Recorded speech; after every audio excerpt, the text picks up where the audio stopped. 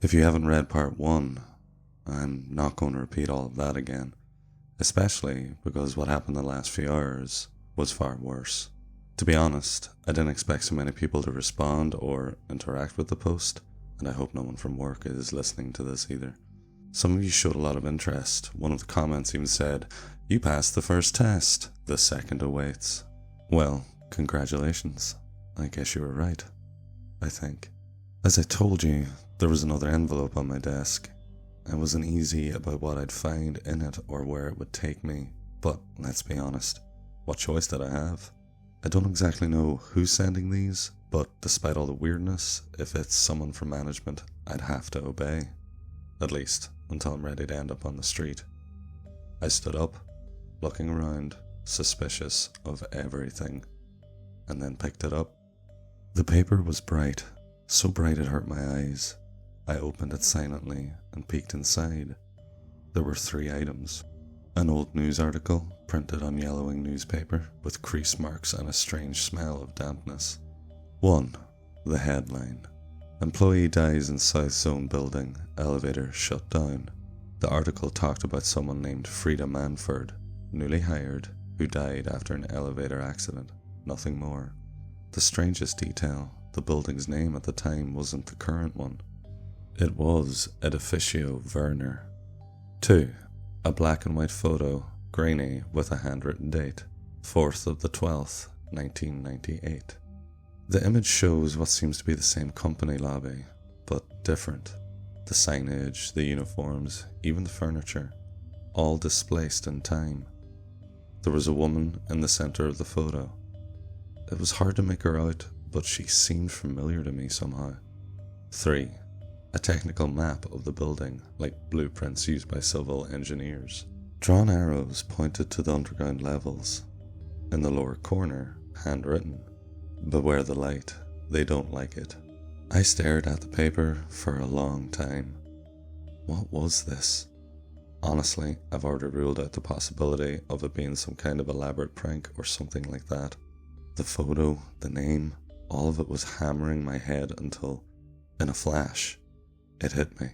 When I entered the elevator, the time everything went weird and I found that strange reality, the HR lady I had never seen before. Her name tag said Frida. It was her in that photo from the envelope. But how could that be possible? I tried to hide the panic by pretending to type something when, looking to the side, I almost jumped, seeing Lionel leaning against the wall of my cubicle, staring at me. He simply said, "This building is old, but it has a good memory. It remembers who talks too much." Before I could say anything, he was already back at his desk, as if he'd never stopped there. Right, now I was definitely panicking. I went to the bathroom to wash my face and try to calm down. The faucet made a repetitive sound, too metallic, rhythmic like an old machine. And I swear that behind the buzzing I heard scratching, short rasps like something dragging through the pipes. This whole conspiracy is making me paranoid. I tried to focus on work, and luckily, it worked. I filed out clipboards, files, answered some emails until, at the end of the afternoon, a message forwarded collectively arrived in my inbox. Subject: Notice: Preventative Elevator Maintenance. The body of the message was dry, clinical. We inform you that the elevators will be temporarily out of service until the end of the week. Infrastructure management appreciates your understanding. No contact, no clear deadline. No one seems surprised. Sandra, the colleague at the desk next to mine, gave a plastic smile and commented, "Oh, elevator down? Occupational hazard, right?" The way she said it gave me chills, as if she had rehearsed that line 1,000 times, as if her mouth was just an audio player. That smile looked like a doll's, until it suddenly fell away and she went back to typing on her computer. Right after that, my watch beeped. 12 o'clock. Lunchtime. I wanted to use that break to go down to S1. Even though it's not on the maps, we always knew there was access through the emergency stairs. I decided to try my luck and walk stealthily to their door and give it a little push. Curiously, that day, they were unlocked. Going down the company's levels is strange. You never realize how many floors there really are. After the T, the numbers just stopped making sense. S4, S3, S2. The walls got damper, the air denser, the sound of my footsteps more muffled, as if the concrete itself was swallowing the noise. And then, after a flight of stairs that seemed hand-shaped, with uneven, tighter steps and a slightly crooked curve, I saw the door.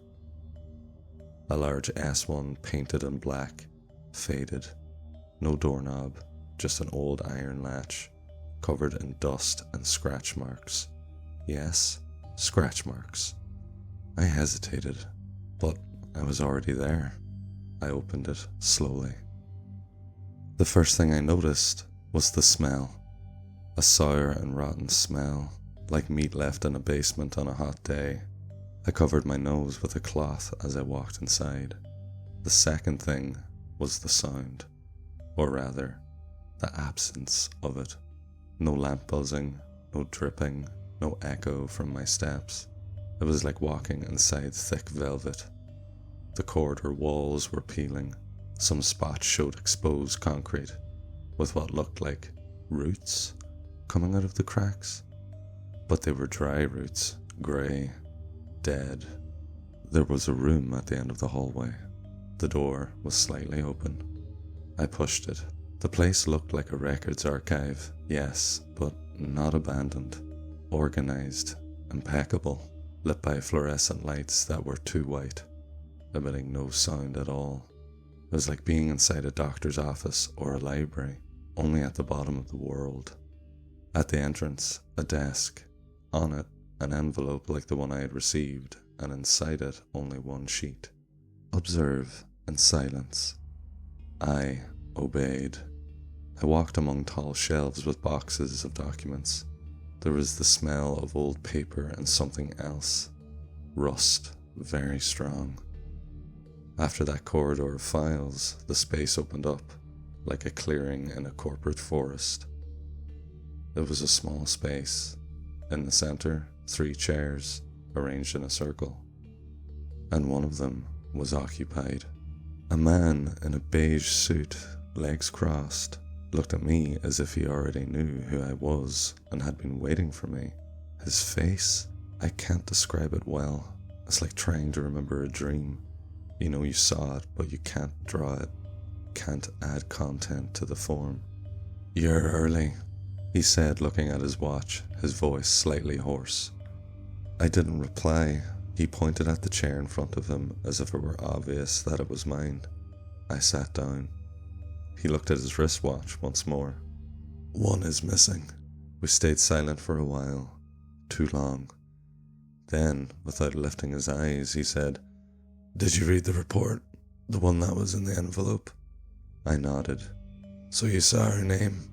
Frida?" "I did," I replied dryly. "Curious, isn't it? How a name disappears from so many people's memories at once. And we're just numbers to these guys. You work here for years, give your blood, and then in the end, dying for the job. This is what you get. A headline in the paper. What a great reward, huh?" He smiled. I wanted to get up and leave, but I couldn't. My legs were heavy, the air thick. That's when the light flickered. Only once. The man looked up at the ceiling, then at me. "This isn't good. When it flickers 3 times, don't open your eyes." "What?" But he had already gotten up, picked something off the floor I couldn't make out, slipped it into his pocket, and walked to the door and said, "If you manage to get out by yourself, go straight up. Don't talk to anyone." He looked at me one last time, "Especially not Lionel," and left. The lights flickered again, twice this time. I stood up with a jolt. The chair fell. I ran to the records corridor. The drawers were now all torn open, as if invisible hands had rifled through them. Papers on the floor, some with the names crossed out, one of them clear as day. Temporary employee, M. My name. The light flickered a third time, and that's when I shut my eyes. In the dark, I heard footsteps. Not exactly footsteps. They made a different tock-tock sound, more like hooves. And then a breath near my ear. It was warm, animal-like, almost aroused. A strange hand brushed against my neck, sliding down to my shoulder. Then whispers. Tongues I didn't understand, and one voice clear. You shouldn't have come down here before the time. The hand on my shoulder tightened, like claws. I felt it pierce my flesh and started to run in panic. I don't know how I found strength to break free from that grip, and I can only thank the adrenaline in my blood, both for that and for the numbing pain and ignoring the blood now running down my suit. I ran up, nearly out of breath, slammed into the emergency door. I could feel the impact of the thing hitting it hard from the other side, but it couldn't open it. I kept running until I reached my floor. It was lit as always. I was afraid of how they would react, but no one even looked at me. Everyone acted normally as if I wasn't there.